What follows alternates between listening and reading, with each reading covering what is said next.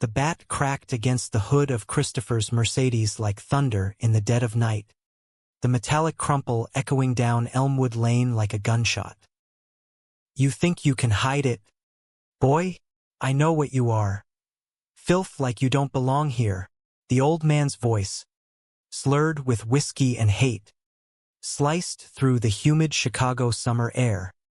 His face twisted into a mask of red-veined fury under the flickering porch light. Christopher froze in the doorway of his craftsman bungalow, heart slamming against his ribs, the world narrowing to the glint of that Louisville slugger rising for another swing. He'd seen Harlan like this before, pacing his yard, muttering about those people invading the neighborhood, his beer gut straining against a faded Cubs jersey stained with the ghosts of too many bar tabs. But this was personal. Christopher's sleek black S-Class, his one indulgence after years of climbing the Cook County bench, sat gutted in the driveway, headlights shattered like broken promises, the word faggot carved deep into the door panel beside a fresh swastika that made Christopher's stomach churn. Not racist. Exactly, Harlan's bile was equal opportunity, a toxic stew of homophobia and whatever grudge the world had nursed in him since the mills shut down in the 80s. But tonight, it had boiled over onto Christopher's life, spilling like the antifreeze pooling black and viscous on the concrete. Christopher stepped forward, barefoot on the cool grass, his silk robe whispering against his dark skin. At 42, he carried the weight of the law like a second skin, tall, broad-shouldered, with a judge's gravitas etched into his high cheekbones and steady brown eyes. But right now, those eyes burned with a rage he'd leashed for decades, ever since coming out in law school and learning that power meant playing invisible. "Harlan," he said, voice low and even, the kind that silenced courtrooms. "Put the bat down. Now." The old man, 68, retired auto worker, widower with a chip on his shoulder the size of Lake Michigan, whirled, spittle flying from his lips. "Don't you Harlan me. You uppity." "Enough." Christopher's command cut like a gavel. He didn't raise his voice. He didn't need to. Harlan faltered, the bat dipping, but his eyes darted to the car, to the slurs he'd etched with a screwdriver he'd probably bought at the same hardware store where he'd ranted about the gays ruining everything. It wasn't the first time. Whispers in the neighborhood. Tires slashed on the Ramirez family's minivan. Eggs on the mosque down the block. But Christopher, the quiet judge who mowed his lawn at dawn and waved hello without a word, Harlan had picked the wrong shadow to swing at. As sirens wailed distant in the night, some neighbor's 911 call finally piercing the suburb's polite facade, Christopher's phone buzzed in his pocket. He ignored it, stepping closer, close enough to smell the sour reek of Budweiser on Harlan's breath. "You have no idea who you're messing with," Christopher murmured. Not a threat, but a fact, heavy as the robe he wore under his judicial blacks. Harlan laughed, a wet, barking sound, but there was fear in it now, flickering like the dying porch bulb.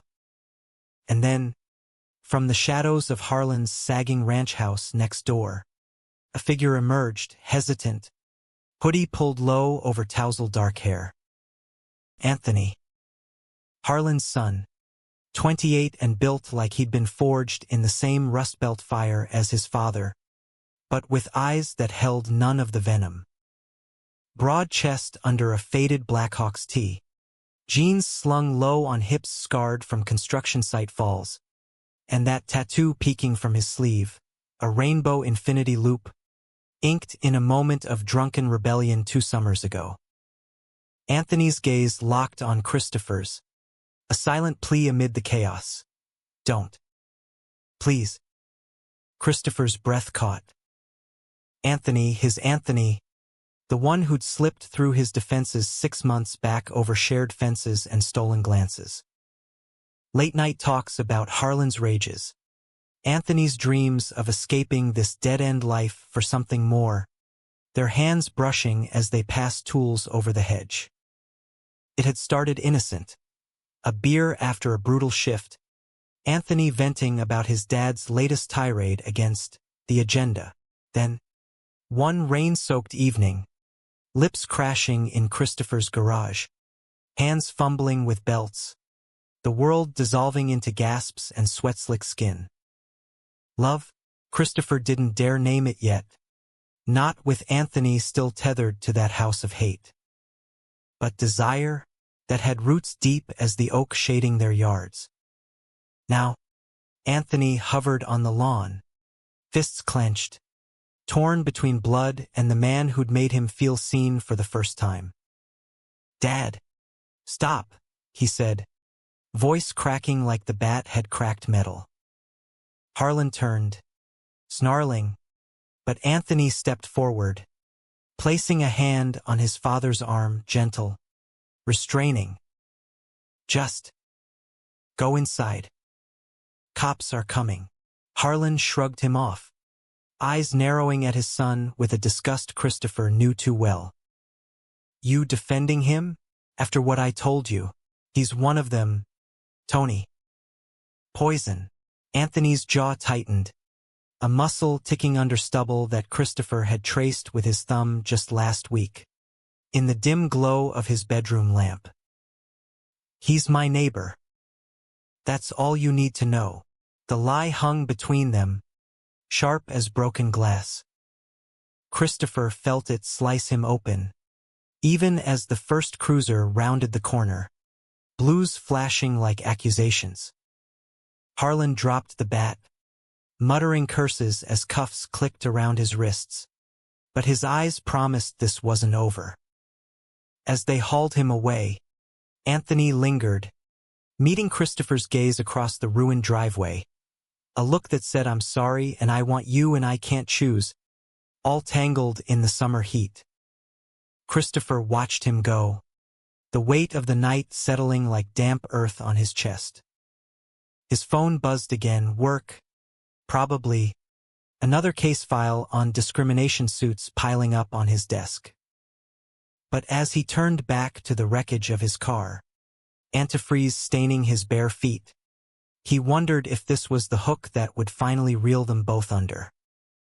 Or if it was the spark that would burn the whole damn neighborhood down. The police report took hours, statements blurring into the dawn as neighbors peeked from curtains, their whispers a low hum like cicadas. Officer Ramirez related to the Egged family. Christopher guessed from the sympathetic nod, promised a full investigation, but they both knew the score. Harlan's kind got slaps on the wrist in Bridgeview, where the American dream curdled into resentment faster than milk left on a stoop. By sunrise, Christopher was alone again, nursing black coffee on his porch swing, the Mercedes towed away like a corpse to the shop. Anthony didn't come over. Not that morning, not that afternoon. Christopher told himself it was for the best, distance to cool the fire between them, time to lawyer up and bury Harlan under restraining orders and fines.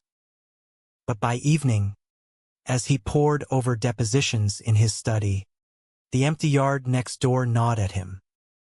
Harlan was out on bail by noon, his truck rumbling back into the drive with a Confederate flag sticker peeling from the bumper. No sign of Anthony, though. Just the old man's silhouette in the window, watching. Christopher's phone lit up at 9 p.m. "Can I come over? Need to talk." Anthony's text. No emojis, just raw need. Christopher's thumb hovered, heart a war drum. He typed back, "Doors open." 20 minutes later, Anthony slipped in like a ghost, locking the door behind him with hands that shook. He looked wrecked, eyes red-rimmed, a fresh bruise blooming purple on his cheekbone. He hit you, Christopher said. Not a question, rising from the couch where he'd been pretending to read.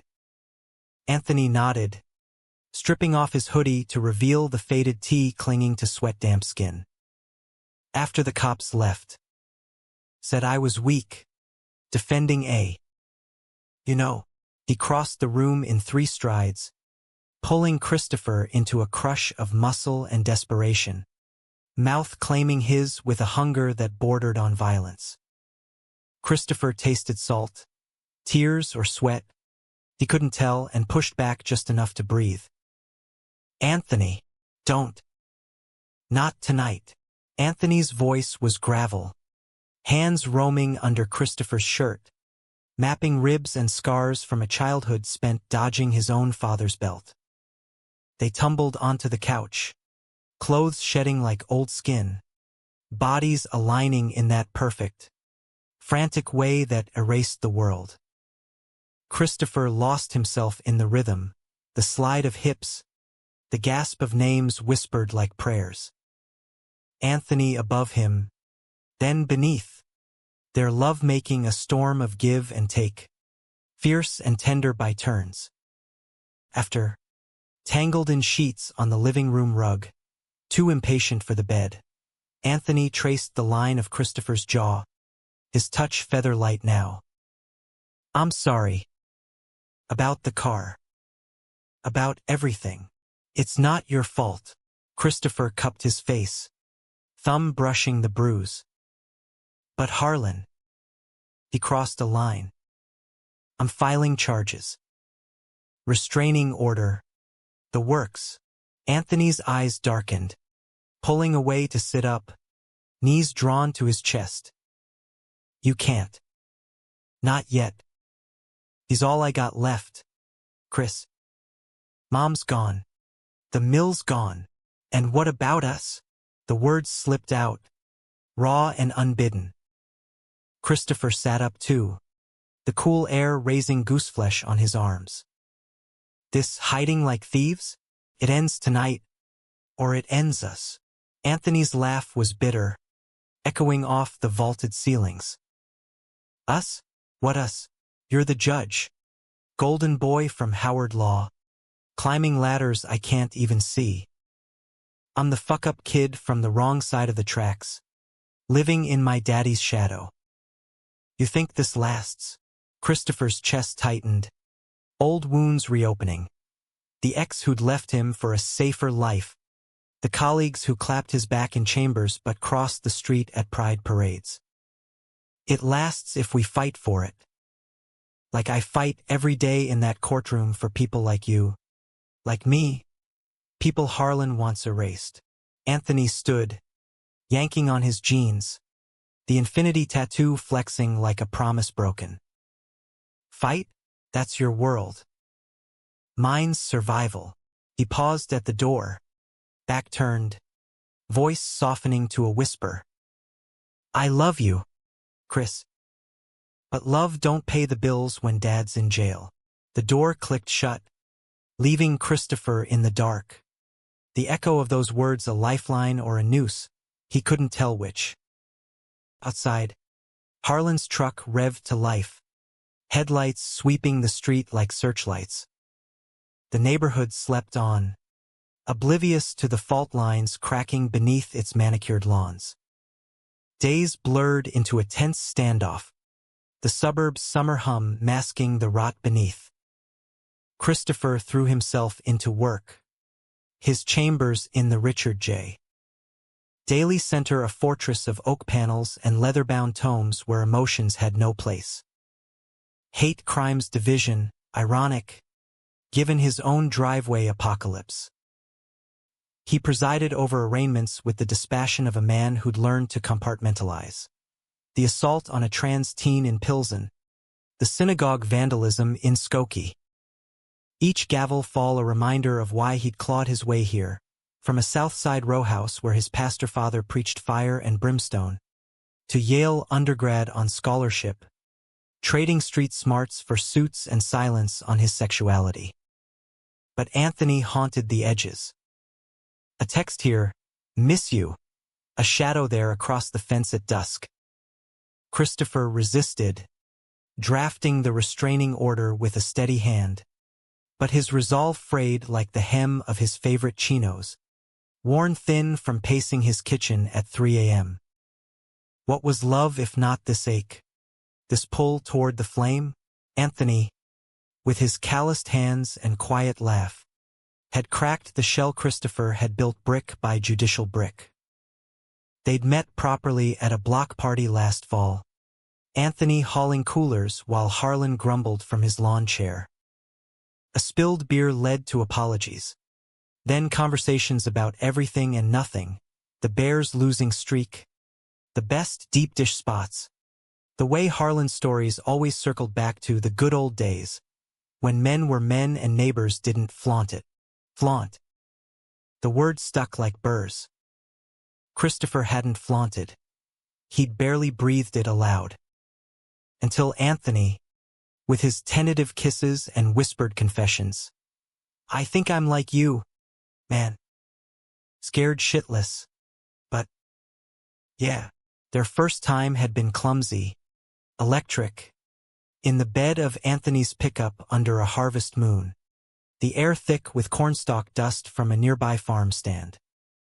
Christopher had never felt so alive, so seen, not as the Honorable Christopher Hale, but as Chris, flawed and hungry. Now, that memory soured under Harlan's shadow. The old man skulked like a stray dog, mowing his lawn with aggressive sweeps, shooting glares that Christopher met with cool nods from his porch. No more vandalism. The cop's visit had bought a fragile peace, but the tension coiled tighter than a spring. Neighbors gossiped. Mrs. Kowalski with her bridge club bulletins. The Patels hosting a tense barbecue where eyes slid away from Christopher's plate. Tragic. What happened to your car? They'd say, voices dripping sympathy laced with curiosity. Was it really hate, or just a drunk's mistake? Anthony broke the silence on a Thursday, showing up at Christopher's back door with a six-pack and a toolbox. Fence needs fixing, he muttered, avoiding eyes as Christopher let him in.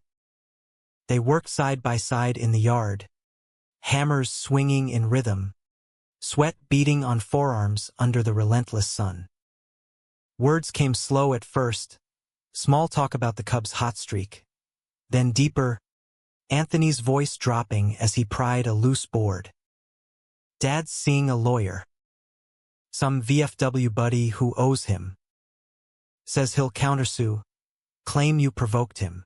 Christopher paused, mallet midair. Provoked? By existing. Anthony winced, driving a nail home with unnecessary force.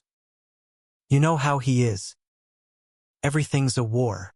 He straightened, wiping his brow, close enough that Christopher caught the scent of sawdust and Irish spring soap, the smell of home now. Damn it. Their eyes met, and the air thickened, hammers forgotten. Anthony, Christopher started, but Anthony closed the gap, hands framing his face, pulling him into a kiss that tasted of desperation and lime Gatorade. They stumbled against the fence, tools clattering, the world narrowing to the press of bodies and the distant hum of a leaf blower. Anthony's mouth was fire, his hands urgent, mapping Christopher's back like a man staking claim before the tide pulled it away. Inside, on the cool tile of the kitchen floor, too raw for stairs, they surrendered again, clothes discarded in a trail from yard to heart. Anthony moved with a reverence that belied his rough edges, lips tracing collarbones, fingers interlacing as if to weave their fates. I can't lose this, he breathed against Christopher's throat, voice muffled by skin. Can't lose you, Christopher arched, lost in the wave, but doubt lingered like a shadow. Then fight with me. For us. Anthony stilled, then nodded, sealing it with a kiss that promised more than words. They lay after in a tangle of limbs, ceiling fans stirring the air, sharing the last beer as fireflies blinked outside. For a moment, it felt possible, a life beyond fences and fathers, maybe a small apartment in Wicker Park, take-out Thai and lazy Sundays. Christopher sketched it aloud, voice soft, and Anthony listened, head on his chest, heartbeat sinking like a lullaby. But peace was fleeting. Friday brought the subpoena, Harlan's countersuit, filed pro bono by that VFW hack, alleging defamation and emotional distress. Christopher's clerk, a sharp-eyed paralegal named Lena, slid it across his desk with a raised brow. This guy's got balls, Judge. Or no brain cells.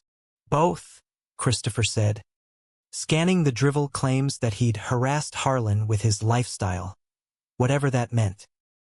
It was laughable, the kind of trash he'd dismiss in 5 minutes. But the named co-defendant stopped him cold. Anthony Harlan, listed as witness to Christopher's provocations. Betrayal hit like ice water. His hand trembled on the paper, vision blurring. His Anthony had signed an affidavit? Words swam. Observed plaintiff engaging in immoral conduct, endangering family values. The office door burst open before he could process. Lena again, face ashen. Judge, you okay? And, oh shit, Anthony Harlan's in the lobby. Says it's urgent. Christopher's blood roared. He straightened, the mask of the bench sliding into place, cold, unyielding. Send him in. Anthony entered like a man walking the plank, eyes wide, toolbox still slung over his shoulder as if he'd come straight from a job site. Chris. You signed it. Not a question. Christopher tossed the subpoena across the desk, pages fluttering like wounded birds. Witness. For him, Anthony's face crumpled, hands raking through his hair. It wasn't like that. He cornered me, said if I didn't, he'd kick me out, cut me off, everything. Panicked. Chris. Wrote what he told me to. Lies. Christopher's voice cracked, the first fracture in his armor. You lied for him. After everything. Anthony stepped closer, desperate. I came to tell you. To fix it. I'll recant. Swear it was coerced. Coerced. Christopher laughed. Hollow. Like your love for me? Or was that coerced too? The words landed like punches. Anthony reeled, eyes glistening. Don't. You know that's not. Get out. Christopher turned to the window, Chicago's skyline a jagged comfort. Before I hold you in contempt. Anthony lingered, a sob choking his throat, then fled, door slamming like a verdict. Christopher sank into his chair, the city sprawling below, indifferent. Betrayal wasn't just ink on paper. It was the hollow where trust had been, echoing with what-ifs.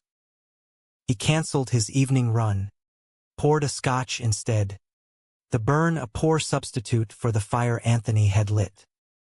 Saturday dawned gray, rain lashing the windows like accusations.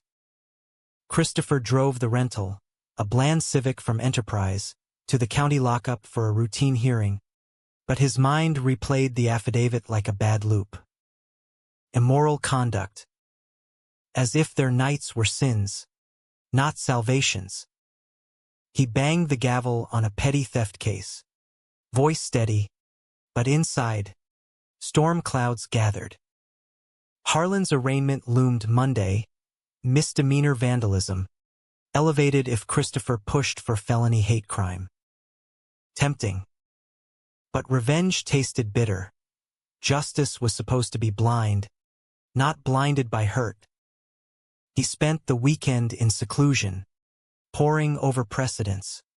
But Anthony's ghost followed, in the empty passenger seat, in the chill of sheets unshared. Sunday night, a knock shattered the quiet. Christopher opened the door to Lena, umbrella dripping, holding a manila envelope. Anonymous drop at the office. Thought you'd want it now.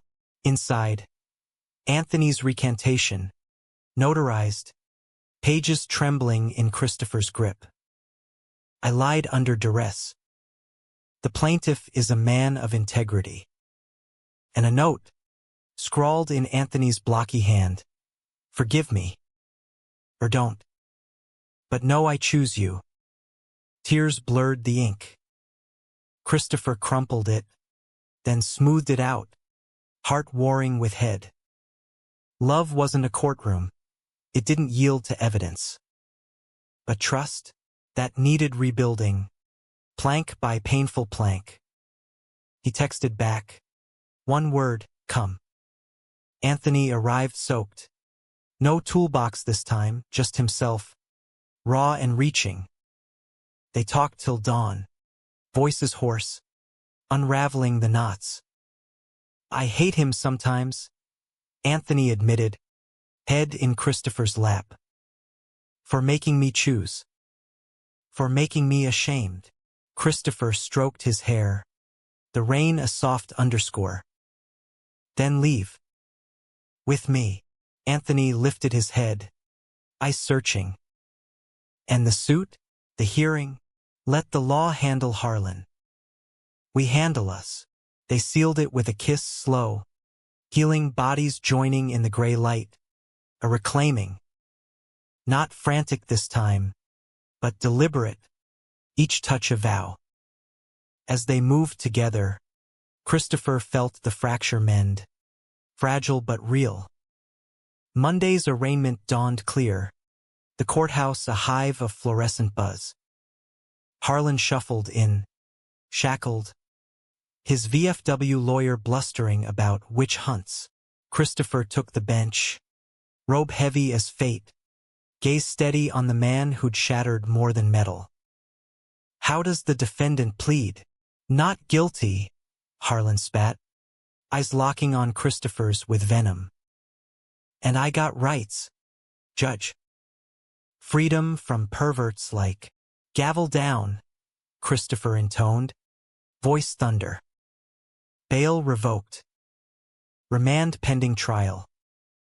This court will not tolerate intimidation. Harlan lunged, snarling, but deputies pinned him. In the gallery, Anthony sat silent, hand over mouth, tears carving tracks down his face.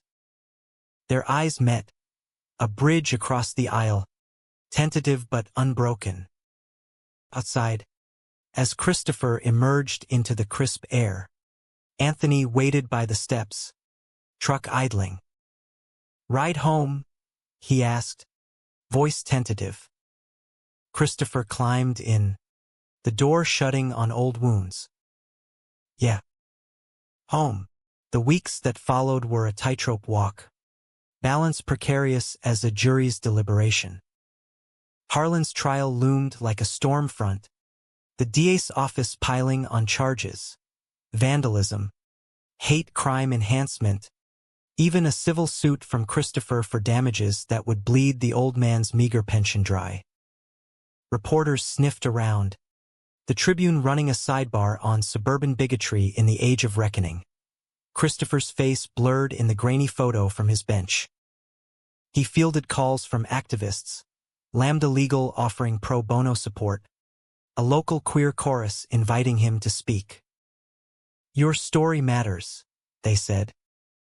Christopher demurred, voice polite but firm. Stories were for novels. His life was evidence, cross-examined daily. Anthony moved out mid-September, a U-Haul rental groaning under boxes of flannel shirts and dog-eared paperbacks. Harlan watched from the porch, arms crossed, face a thunderhead, but said nothing. His silence a concession wrung from bail conditions and the specter of orange jumpsuits. Anthony crashed at a buddy's in Logan Square, a third-floor walk-up smelling of takeout lo mein and fresh paint. But it was freedom. No glares over breakfast. No lectures on real men. He enrolled in night classes at city colleges, welding cert, a step toward foreman gigs that paid without breaking his back. Their dates were stolen moments, pieced together like a quilt from scraps. A Tuesday matinee at the Music Box, hands laced in the dark during moonlight's tender ache. A Sunday hike in Starved Rock, where leaves turned crimson and Anthony confessed dreams of a garage startup, fixing classics for folks who couldn't afford dealerships. Christopher listened, really listened, the judge in him yielding to the lover. "You'd be brilliant," he'd say, kissing knuckles scarred from sparks and wrenches. In bed, Anthony's cramped mattress or Christopher's king, they explored unhurried, learning the languages of bodies. The spot behind Anthony's ear that drew moans like confessions, the way Christopher's laugh rumbled low when Anthony traced his spine with ice from a melting glass. But cracks spiderwebbed beneath the idol. Harlan's lawyer deposed Anthony. A 2-hour grilling in a fluorescent-lit conference room that left him shaking, chain-smoking Camels on the L ride home. He twisted everything, Anthony vented that night, pacing Christopher's living room, shadows dancing from the fireplace. Made it sound like I was lying to protect you, like us was some scandal. Christopher pulled him down, legs entwining on the rug. It is a scandal. To them. But not to me. He kissed away the tension, slow and deep, hands wandering paths well-trodden but no less electric. Anthony melted into it, but his sighs held an undercurrent of storm, fear of the trial's fallout, of choosing sides in a war where blood ran thicker than ink. October brought the prelim hearing, a procedural skirmish in a stuffy courtroom off Michigan Avenue. Christopher recused himself, ethics code ironclad, but watched from the back row, anonymous in civvies and a ball cap. Harlan took the stand, voice quavering with rehearsed indignation. "That man's been eyeing my boy funny. I protected my family." The gallery murmured, a mix of reporters and curiosity seekers, the air thick with schadenfreude. Anthony testified next, sworn in with a hand that didn't shake. Progress, Christopher noted with a swell of pride.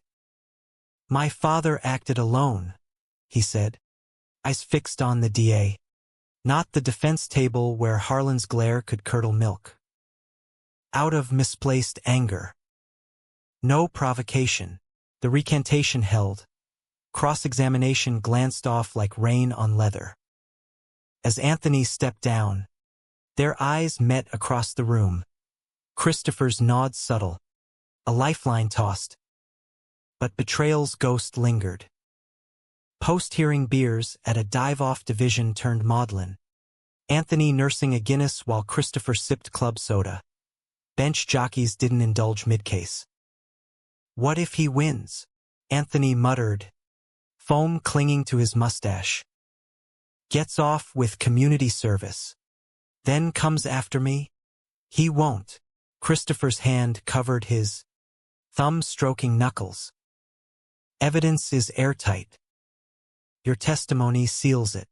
Anthony's smile was wan, eyes distant. "Seals it." Like a coffin. He drained his pint, signaling for another. "Dad called from county. Said he's proud for once. Thinks I'm doing it for him. To set things right." The words landed heavy. Christopher's grip tightened.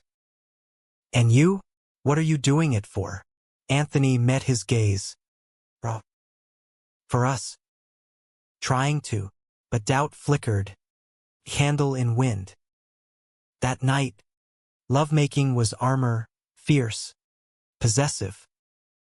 Anthony pinned Christopher to the mattress, hips grinding with a rhythm that bordered on punishment, bites marking collarbones like brands. "Mine," he growled, voice feral, and Christopher yielded, nails raking backs, gasps mingling with the creak of springs. It was catharsis, purging the day's poison, but dawn brought clarity. Passion patched, but didn't heal. Thanksgiving loomed, a minefield of family obligations. Christopher's sister flew in from Atlanta, her kids a whirlwind of Legos and laughter, but dinner talk skirted the trial like a sore tooth. "Proud of you, big bro," she said, squeezing his hand over turkey. Standing tall, Anthony begged off, citing work, but texted photos from a lonely Waffle House. Pancakes drowning in syrup, caption "missing my table for two." Christopher drove over at midnight, the rental's wipers batting rain. Anthony opened the door in boxers and a thermal, eyes lighting like Christmas. They fucked against the wall, quick, hungry, then slow in the shower, water cascading like absolution. "Stay," Anthony whispered, toweling Christopher's hair. "Be my family," heart full. Christopher nodded. "Yeah, I will," but holidays sharpened edges. Harlan's trial date slid to January, backlog, the DA side, and pretrial motions dragged, each filing a jab. Anthony's shifts stretched, overtime paying rent but stealing nights. Texts grew sparse. "Sorry," crashed. Christopher filled voids with work, a landmark ruling on workplace discrimination earning him a sidebar in the Sun-Times. Acclaim felt hollow, a trophy for battles won alone. December's first snow fell soft, blanketing Elmwood Lane in deceptive peace. Christopher shoveled his drive, breath fogging, when Anthony's truck crunched gravel next door, Harlan's old place, sublet to a young couple, but Anthony still kept keys for mail. He hopped out, boots crunching, and tackled Christopher into a snowbank, laughter bubbling white clouds. "Missed this," Anthony said, packing a snowball, eyes sparkling mischief. Christopher fainted, pulling him down for a kiss tasting of pine and promise. They wrestled, half-frozen, until passion thawed them, rolling behind the garage for hurried hands and muffled moans. Snowflakes melted on fevered skin, the world a cocoon of white. Later, steaming mugs of cocoa by the fire, Anthony grew quiet. Dad wrote, "From lockup. Wants to see me Christmas." Christopher's mug paused mid-sip. "Go if you want. But boundaries, Tony. He's poison." Anthony nodded, but his eyes said war. "I know. Just closure. Maybe closure." The word echoed as Christopher lay awake that night, Anthony's snores a steady anchor. Love demanded sacrifice, his in patience, Anthony's in severance. But how much before the rope frayed? Christmas Eve, Anthony chose the visit. 1 hour, he promised, kissing Christopher goodbye in the airport haze of pine garlands. Christopher hosted his sister alone, Carol's tinny on the stereo, but joy flickered in his niece's giggles over gingerbread. Midnight mass on TV, candles glowing, Christopher prayed silent, not to God his father preached, but to whatever force-bound souls hold us. Anthony returned at dawn, hollow-eyed, a manila envelope clutched like contraband. He signed it, he said, collapsing on the couch. Power of attorney. Everything to me if I drop the hate charge angle. Christopher's blood iced. And Anthony's laugh was shattered glass. told him no, walked out.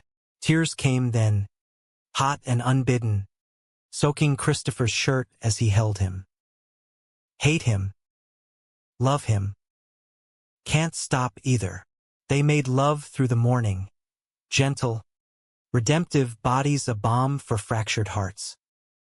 Anthony's touches lingered, apologetic, and Christopher whispered affirmations. Strong. Brave. Mine. But the seed was planted. January's trial approached, snow piling like evidence. Rehearsals in Christopher's study. Anthony pacing lines, voice steadying under coaching. You're ready, Christopher said, pride swelling. Anthony pulled him close, foreheads touching. Because of you. Yet in quiet moments, Christopher glimpsed the pull, Harlan's shadow, long and insistent. Love was a choice, daily renewed. But choices had costs, and the bill was coming due. January in Chicago was a beast. Winds howling off the lake like banshees, snowdrifts barricading stoops. The trial date circled in red on every calendar like a blood oath. The Layton Criminal Court building loomed gray and implacable, its halls echoing with the shuffle of the damned and the damned's defenders.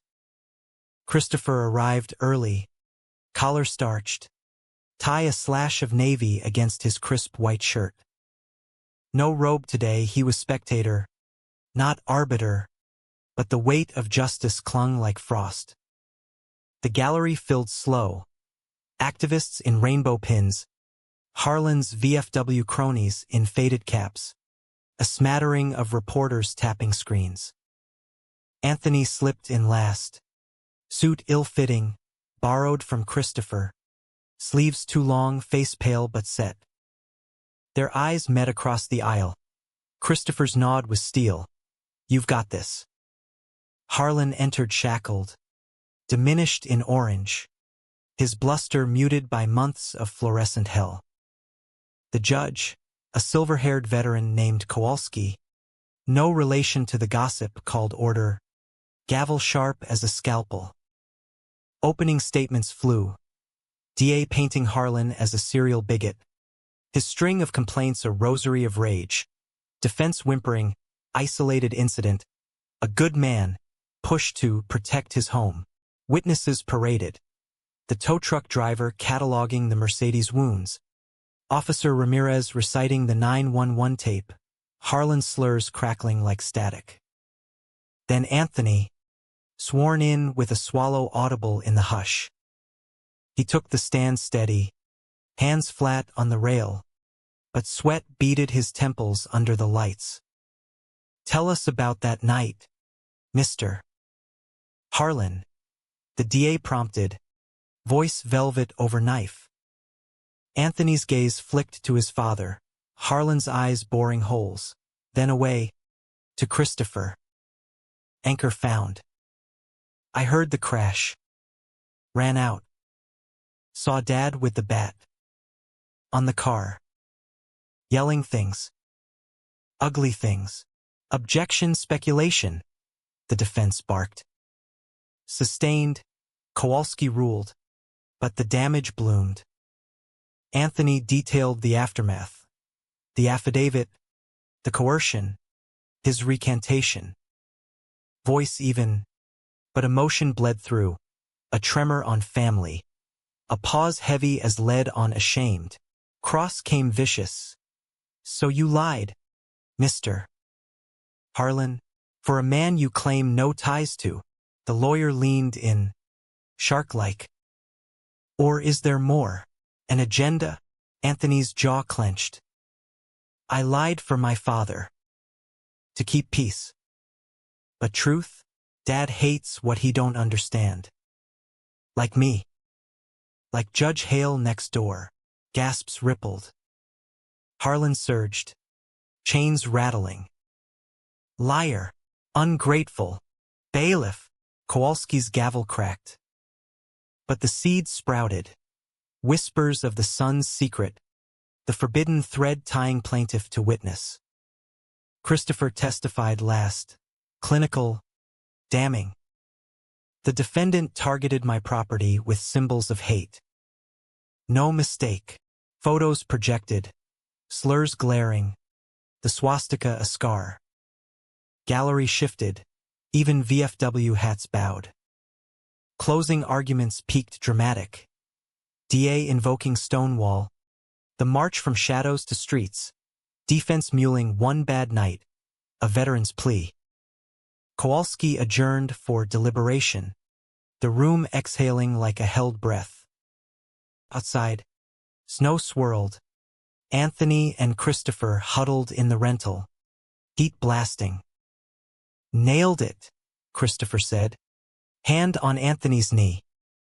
Anthony's smile was fragile. Felt like drowning. But you. Seeing you there. Kiss then. Quick in the parking garage, salt and relief. Dinner? Giordano's. Victory deep dish. But victory waited. Hours stretched to evening. Then night. Christopher paced his study. TV muted on pundits dissecting the Harlan hate trial. Anthony dozed on the couch. Tie loosened. Vulnerability etching lines around his eyes. Verdict came at 11:47 p.m. Guilty on all counts. Felony hate crime. 3 years state time. Restitution ordered. Harlan's wail echoed through the call from the clerk. A banshee keen of denial. Relief crashed like waves. Christopher hooped, scooping Anthony into a spin. Laughter bubbling free. We did it. We. The word sealed them. Champagne popped at midnight, fizz bubbling over fingers intertwined. They toasted to justice, to them, then tumbled to bed, bodies alight with triumph. Anthony's touches were worship, lips mapping victories, hands claiming territories hard-won. Christopher gasped his name like incantation, the room a sanctuary of sighs and shudders, love cresting in waves that left them wrecked, entwined. Afterglow brought whispers. Move in, Christopher said, tracing Anthony's tattoo. For real. No more ghosts. Anthony hesitated, then nodded, eyes shining. Yeah. Build something. Spring unfurled tentative, crocuses pushing through mulch. The Mercedes repaired, gleaming like resurrection. Anthony's classes hummed. Christopher mentored at a youth center, sharing war stories minus the wars. Dates bloomed. Improv nights in Andersonville, where Anthony's heckles drew laughs. Gallery openings. Christopher's arm around his waist. Unapologetic. But harmony hid fissures. Harlan appealed from Dixon. Letters smuggled via a cousin. Vitriol scrawled in shaky hand. Turned my boy. Hey. Anthony burned them unread, but ash lingered in his eyes. He's rotting, he said one night, rain pattering windows. But part of me wonders. Christopher pulled him close. Wonders what? If I could have saved him. Like you saved me. You didn't break him. He broke himself. Kiss then. Deepening to distraction. Bodies aligning in familiar dance. But doubt seeded. A weed in the garden. May brought betrayal's bloom. Anonymous email to Christopher's chambers. Photos. Grainy but damning. Anthony at a prison visit. Harlan's hand on his through plexiglass. Then Anthony leaving with a folder. Face unreadable. Attached. Transcript snippet from a tapped call. Anthony's voice. I'll handle the appeal money. That. Quiet like. Christopher's world tilted. Trust. Rebuilt so carefully. Crumbled like dry sod. He confronted over takeout tie.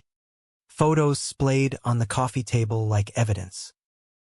Anthony blanched, fork dropping. It's not, Chris. Listen. Money? For his appeal. Christopher's voice rose, unjudge-like. After everything? Anthony's eyes welled. He begged. Said he'd die inside without family. I sent a check from my savings. No strings. Lies again, the words poisoned, echoing the affidavit. For him. Always him. Anthony stood, voice breaking. Not always. But blood, it's there. You cut it, it bleeds. Doormat, Christopher spat, regret instant but unchecked. Letting him drag you back, Anthony recoiled as if struck. And you, the great judge, judging from your ivory tower. He grabbed his keys, door slamming thunder. Silence after was vast, a chasm. Christopher slept alone, sheets cold, replaying the fight like a bad ruling. Pride warred with pain, love with loss. Days passed in radio silence, Anthony's truck absent from the drive, texts unread. Work blurred, a discrimination suit mirroring his own. Verdict in his favor but hollow. Lena noticed, brow arched. Trouble in paradise. Judge. Life, he sighed. But it was death of the us they'd forged. Reconciliation came circuitous. June's Pride Parade. Rainbow flags snapping in wind off the lake. Christopher marched solo. Sign reading justice for all. But Anthony's absence ached like a phantom limb. Float after float. Drag queens lip-syncing gaga. Queer vets in fatigues, stirred resolve. He texted mid-route, parade. Miss you. Forgive, reply instant, corner of Halstead. White truck. Anthony waited curbside, eyes red, a carnation tucked in his collar. Cheesy, perfect. Saw you on the news. Looked. Right. Christopher closed the gap, arms crushing. Fool. Both of us. They talked blocks away, in a quiet cafe smelling of espresso and forgiveness. The money was goodbye, Anthony explained, hands gesturing earnest. Final cut. No more, Christopher believed wanted to. Promise me. No shadows. Promise. Seal with kiss. Public and proud. Passers-by whooping. Summer deepened their bond. Lazy barbecues with Christopher's sister. Her kids calling Anthony Uncle Tony. Welding projects in the garage where sparks flew like stars. Intimacy evolved. Lazy mornings of mutual exploration. Toys from a discreet Etsy order adding spice. Laughter mingling with moans. Love you, Anthony breathed one dawn. Buried deep, and Christopher echoed it. Soul deep. The climax brewed. Harlan's appeal hearing neared. A long shot but venomous. Whispers reached Christopher. The old man rallying sympathizers. Online forums churning free Harlan bile. Anthony stayed clean. But tension coiled. Nights restless. Touches edged with urgency. The break came August. Swelter thick as soup. Anonymous call to Christopher's line. Blocked. But voice familiar. Slurred. Tell your boy thanks for the cash. Traitor. Harlan. Somehow. Christopher traced it, jail phone privileges abused and rage ignited. He stormed the DA's office, demanding escalation, witness tampering, extortion. You sure? The prosecutor asked. I sharp. Puts your friend in the crosshairs. Anthony.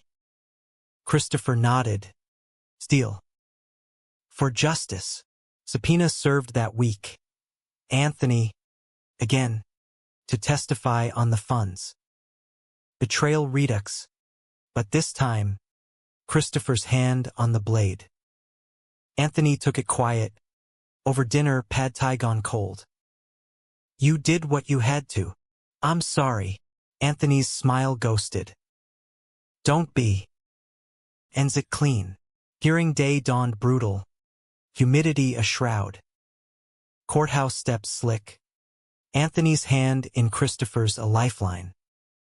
Inside, Harlan via video, gaunt, raging. My own son. Bought off. Anthony's testimony unflinching. The money was severance. No influence. But Harlan's tirade peaked. He's the poison. Turned you queer. Made you weak.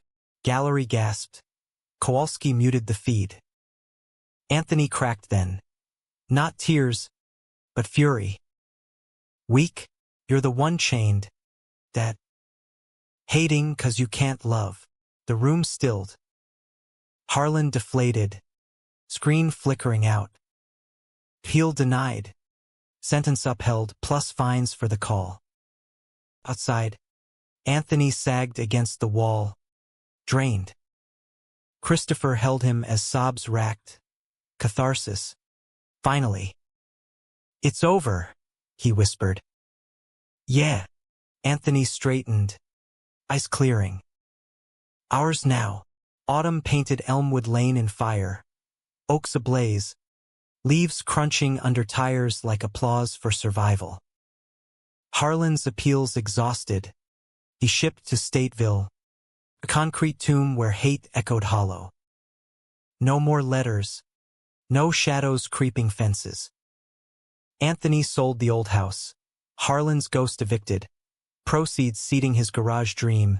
Hale and Harlan Restorations. A cheeky nod Christopher inked on the lease with a flourish. Life settled into rhythm. American as apple pie with a twist. Mornings. Coffee black for Christopher. Sweet with cream for Anthony. Shared over the Tribune's crossword. Afternoons.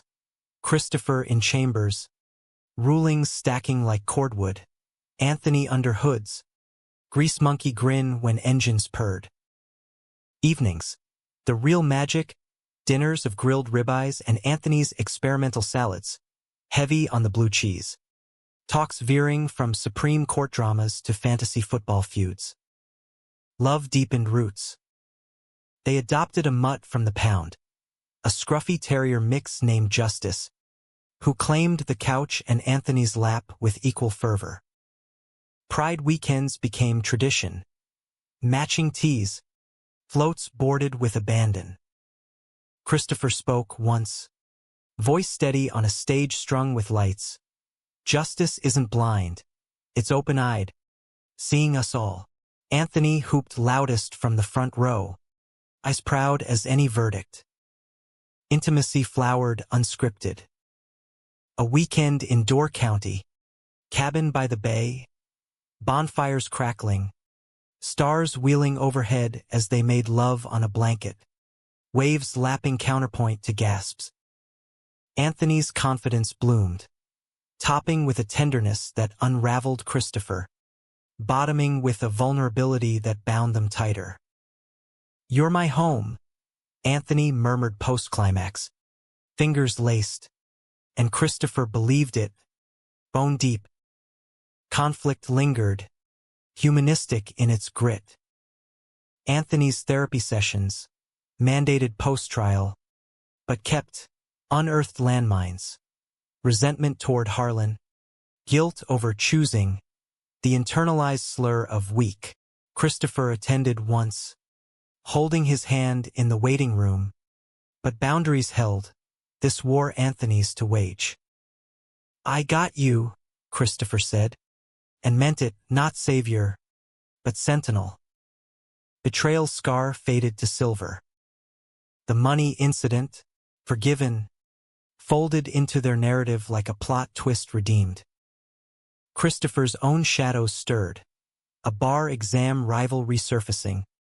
offering a federal bench nod in D.C. Prestige, the email cooed. Power, Anthony's reaction over wine. D.C. suits you. But us goes where we go. Christopher set the glass down. Together, Anthony grinned, relief flooding. Then Chicago. Always. Climax crested subtle. Not with bats or gavels, but vows. October's harvest moon. They drove to Starved Rock, anniversary of their first real talk. Trail winding canyonside, leaves a carpet of gold. At the overlook, Anthony dropped to one knee, ring glinting, a simple band, tungsten etched with infinity. Marry me, Chris. Not 'cause of trials or dads, but 'cause you're my best argument. My forever ruling. Tears pricked. Christopher hauled him up, kissing fierce. Yes. Hell yes. Wedding planning wove whimsy. Ceremony at the courthouse, ironic poetry. Reception in a Logan Square brewery. Taps flowing with local IPAs. Suits tailored sharp. Vows handwritten. Anthony's I choose you. Every dawn. Christopher's in sight of the law. And beyond it, I love you. Guests mingled diverse. Christopher's law cohort. Buttoned up but beaming. Anthony's crew. Rough-edged and rowdy.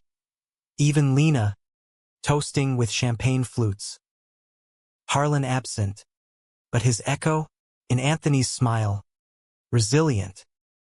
Honeymoon in Key West. Beaches white as fresh briefs. Conch fritters spicy as new beginnings. They snorkeled reefs. Hands linked underwater. World a blur of blue. Nights tangled in hammocks. Bodies slow dancing to steel drums. Love a tide that ebbed and crested eternal. Back home. Life hummed humanistic, flawed, full.